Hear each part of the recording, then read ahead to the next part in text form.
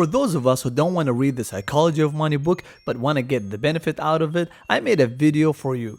Even if you read the book, this content I'm making will make lessons stuck to your mind because I'm giving an examples in a simple way for your mind to absorb it and keep it. Let's start. Bill Gates once said, if there had been no Lakeside, there would have been no Microsoft. What does it mean?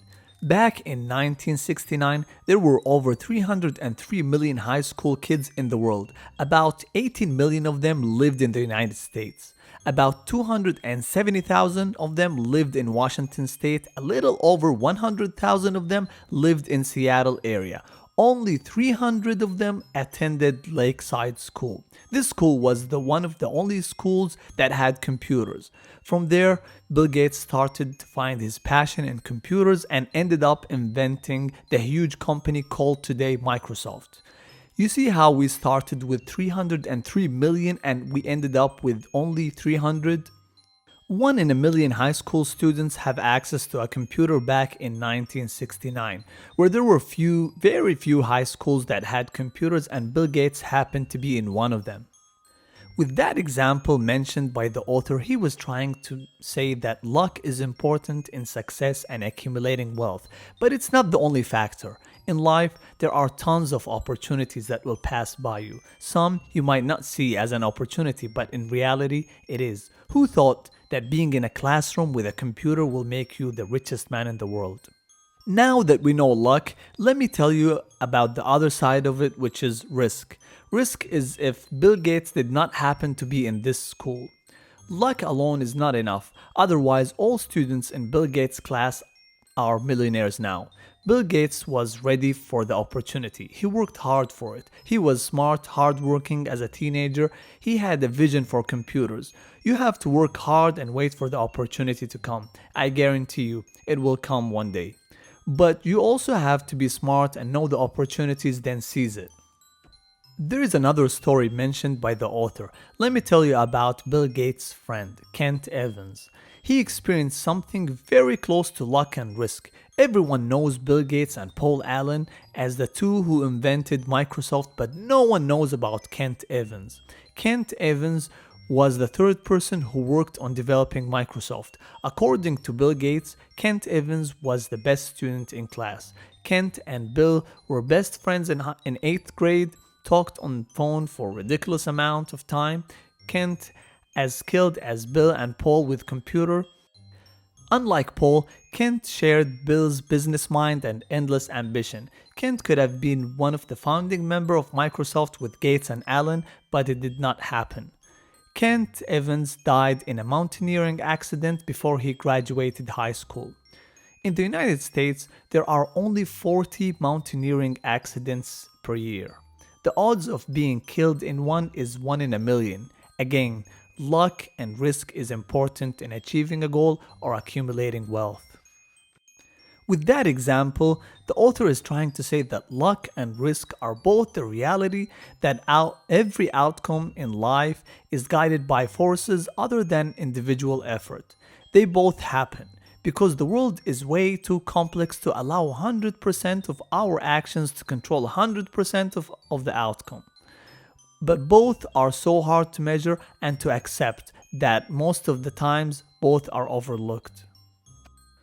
In chapter 2 of the Psychology of Money, there is a statement that I like. It says, no one actually thinks luck doesn't play a role in financial success, but since it's hard to quantify luck and rude to suggest people's success is all to it, the default stance is often to implicitly ignore luck as a factor of success. The author here is not trying to make you think less about yourself and think that success all depends on luck. He is just trying to say that luck and risk are important into accumulating wealth. There is an economist called Bhaskar Mazumdar did a study in which he found that income among brothers are more correlated than height and weight. If you are rich and tall, your brother is more likely to also be rich than he is tall. I think most of us intuitively know this is true. The quality of your education and the doors that open for you are heavily linked to your parents' economic and social status. The author wants you to know that any goal in life has less than 100% chance of succeeding because there is something called risk. The line between bold and recklessness can be very thin.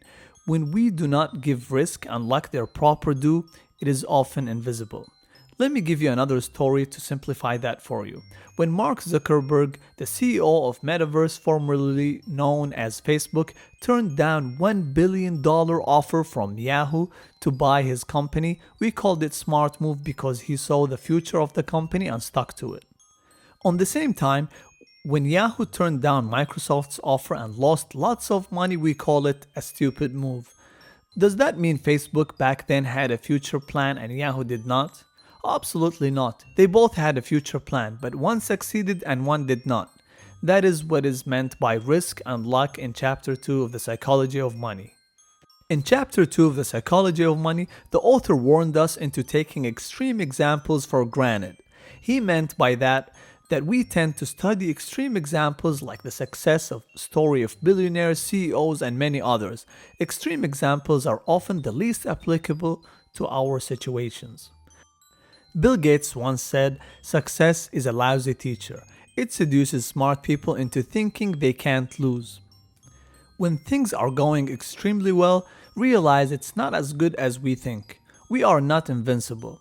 And if we acknowledge that luck brought us success, then we have to believe in luck's cousin, which is risk, which can turn our story around just as quickly.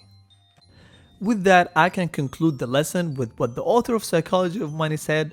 Some people are born into families that encourage education. Others are against it. Some are born into flourishing economies encouraging of entrepreneurship. Others are born into war and distortion. I want you to be successful and I want you to earn it. But realize that not all success is due to hard work and not all poverty is due to laziness. Keep this in mind when judging people, including yourself.